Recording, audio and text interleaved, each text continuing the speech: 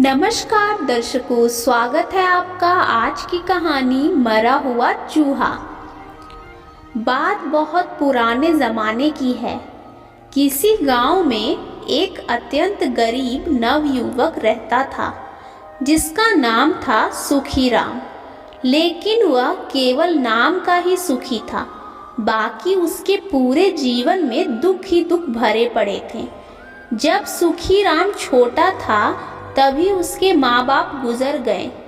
जमीन जायदाद भी कुछ नहीं था। अपना जीवन बड़े कष्ट एवं दुख से बिता रहा था। एक दिन ऐसे ही दुखी व उदासी में बैठा अपने जीवन को कोस रहा था। तभी उस रास्ते से कुछ व्यापारी जन बातें करते हुए चले जा रहे थे। उस व्यापारी का जो प्रमुख था वह अपने दूसरे सहयोगियों को बता रहा था कि दुनिया की कोई भी वस्तु बेकार नहीं होती है।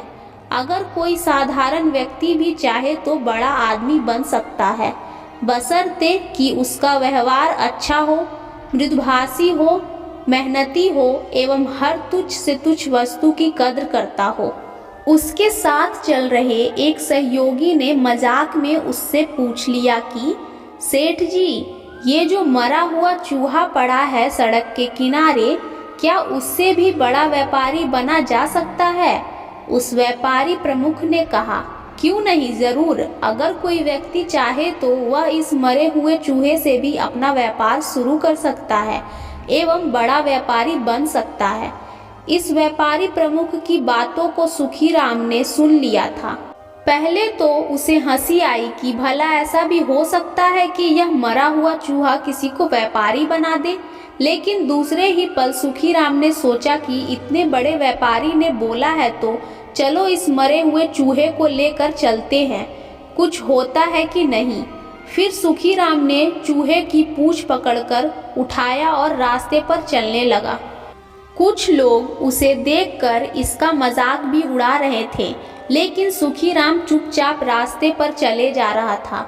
उसी रास्ते पर जमींदार का घर पड़ता था। जमींदार के बेटे ने एक बिल्ली पाल रखी थी। जैसे ही उस बिल्ली ने सुखीराम के हाथ में चूहे को देखा तो उसे खाने के लिए कूदने लगी। जमींदार के बेटे ने सुखीराम को बोला कि यह चूहा कितने में दोगे? सुखीराम ने बोला, हुजूर की जो इच्छा हो दे दीजिए। जमींदार के बेटे ने सुखीराम को 2 मुद्राएं देकर चूहा ले लिया। सुखीराम ने सोचा कि इन मुद्राओं से अब क्या करूं? तभी उसने देखा कि गांव के एक ऊंचे टीले पर 40 से 50 मजदूर कड़ी दोपहर में काम कर रहे हैं और वहां पीने की पानी की कोई सुविधा नहीं है। सुखीराम पॉकेट से जरूर गरीब था पर दिल का अमीर था। उसने झटपट बाजार जाकर 2 मुद्रा में एक मिट्टी का बड़ा सा घड़ा खरीद लिया और साथ में एक मिट्टी का ग्लास और ढक्कन भी ले लिया। पास के तालाब में जाकर उसने शुद्ध शीतल जल भर लिया एवं उसे लेकर ऊंचे टीले पर जाकर बैठ गया। वहां पर सुखीराम ने सभी मजदूरों को बुला बुलाकर पानी पिलाया। जब कभी पानी समाप्त हो जाता तो वह पुनः नीचे जाकर शुद्ध जल भर लाता। सभी गरीब मजदूर सुखीराम के सेवा भाव से अत्यंत प्रसन्न हुए। सभी मजदूरों ने अपने कलेवे में से सुखीराम को खाना खिलाया और शाम को जाते वक्त सबों ने अपने हिस्से की घास से एक एक गट्ठर सुखीराम को दे दिया। अंत में सुखीराम ने देखा कि काफी ताजी घास जमा हो गई है तो सुखीराम ने उन सभी घासों को बाजार में जाकर बेच दिया। इससे करीब 20 मुद्राएं प्राप्त हो गई। अब सुखीराम प्रतिदिन प्रत्येक मजदूर को पानी पिलाता एवं संध्या में प्राप्त घास को बाजार में बेचकर पैसे जमा करता। एक दिन सुखीराम को पता चला कि दूसरे प्रदेश के कुछ बड़े व्यापारी गण अपने कारवा के साथ यहाँ पर कुछ दिनों के लिए रुकेंगे। उनके कारवा में काफी मात्रा में घोड़े एवं बैल आदि होंगे जिन्हें हरे चारे की जरूरत होगी। सुखीराम के अच्छे व्यवहार के कारण वे सभी मजदूर उसे अपने पुत्र की भांति प्यार करने लगे थे। सुखीराम ने उन सबों से निवेदन किया कि मुझे अत्यधिक मात्रा में घास की जरूरत है, जो मुझे कल चाहिए। आपका जो भी पारिश्रमिक बनता है मैं आपको घास बिक्री करने के पश्चात दे दूंगा। उन सबों ने कहा कि बेटा, तुमने निश्चल हृदय से हमारी सेवा की है, बेफिक्र रहो, कल तुम्हें 10 बैलगाड़ी घास मिल जाएगी।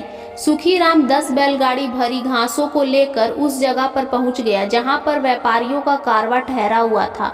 उन व्यापारियों के प्रमुख का नाम था धनपत राय। धनपत राय बड़े परेशान थे कि इतने जानवरों के लिए हरा चारा कहां से लाएं। तभी सुखीराम ने वहां जाकर धनपत राय को प्रणाम किया एवं उनसे बताया कि मैं 10 बैलगाड़ी भरकर हरे घास लाया हूं, जो आपके जानवरों के एक दिन के लिए पर्याप्त है। धनपत राय की खुशी का ठिकाना ना रहा। जिस चीज के लिए वे चिंतित हुए जा रहे थे वह उसे प्राप्त हो चुकी थी। धनपत राय ने सुखीराम से पूछा कि इसके बदले में उसे कितनी मुद्राएं चाहिए। सुखीराम ने कहा, हुजूर जो आपकी इच्छा हो दे दें। धनपत राय ने सुखीराम को 1000 मुद्राएं दे दी और साथ में यह भी बोल दिया कि पूरे 15 दिनों के लिए उसे ही हरे घास का प्रबंध करना है। सुखीराम मजदूरों को पैसे देकर प्रतिदिन घास लेकर धनपत राय को बेच आता। धनपत राय एक पारखी व्यापारी था। उसने इन 15 दिनों में यह जान लिया कि सुखीराम कीचड़ में खिले कमल की तरह है। वह गरीब जरूर है लेकिन ईमानदार, कर्तव्यनिष्ठ, मृदुभाषी, मनमोहक, तेज दिमाग वाला एवं सबको साथ लेकर चलने वाला इंसान है। उसे सुखीराम के बारे में सब कुछ पता चल चुका था। धनपत राय ने सुखीराम को पूछा कि क्या वह उसके साथ व्यापार में भागीदारी बनेगा।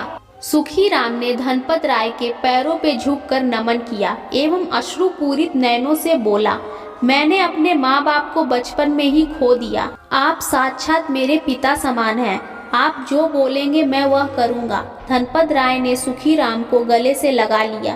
कुछ समय पश्चात ही सुखीराम धनपत राय का सबसे विश्वास पात्र बन गया।